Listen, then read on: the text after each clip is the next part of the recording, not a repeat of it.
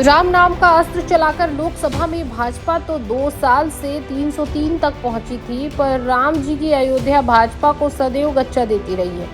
जब धनुर्धारी राम के चित्र को आगे रखकर 1985 में हुई पालमपुर बैठक में भाजपा ने राम जन्मभूमि को मुक्त कराने का संकल्प किया था, उस समय फैजाबाद लोकसभा सीट से कांग्रेस के निर्मल खत्री सांसद थे। 1989 के लोकसभा चुनाव में भाजपा पूरी हिंदी पट्टी पर छा गई, किंतु उस समय भी फैजाबाद सीट से भारतीय कम्युनिस्ट पार्टी के मित्रसेन यादव चुने गए और अयोध्या विधानसभा सीट से जनता दल के जयशंकर पांडे जीते थे। 1991 में जरूर भाजपा के विनय कटियार ने फैजाबाद का लोकसभा चुनाव जीता और उसी वर्ष फैजाबाद की 5 विधानसभा सीटों पर भाजपा ने जीत दर्ज की। इसके बाद से भाजपा यहां कभी जीतती तो कभी हारती।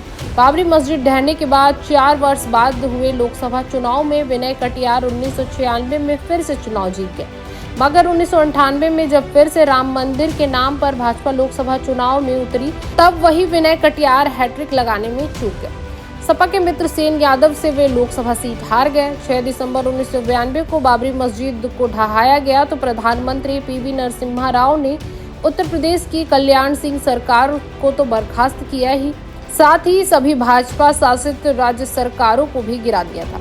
राम जन्मभूमि मुक्त कराने के लिए भले ही पूरा देश उत्तेजित रहा हो, लेकिन फैजाबाद शांत रहा। वहां ना कोई सांप्रदायिक तनाव रहा, ना हिंदू मुस्लिम में कोई दुराव रहा।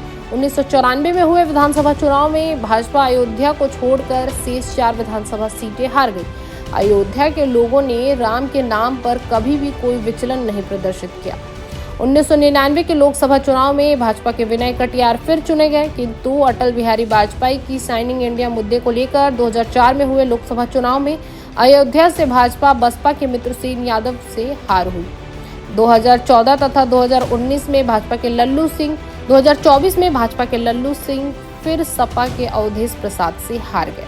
2024 में तो इतनी बुरी दशा हुई कि भाजपा न सिर्फ फैजाबाद हारी, बल्कि फैजाबाद मंडल के सभी जिलों में उसके प्रत्याशी की हार का मुंह देखना पड़ा।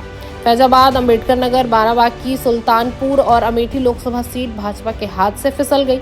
यह स्थिति तब रही जब अभी 4 महीने पहले 22 जनवरी को प्रधानमंत्री नरेंद्र मोदी ने अयोध्या में रामलला के भव्य राम मंदिर में मूर्ति की प्राण प्रतिष्ठा की थी।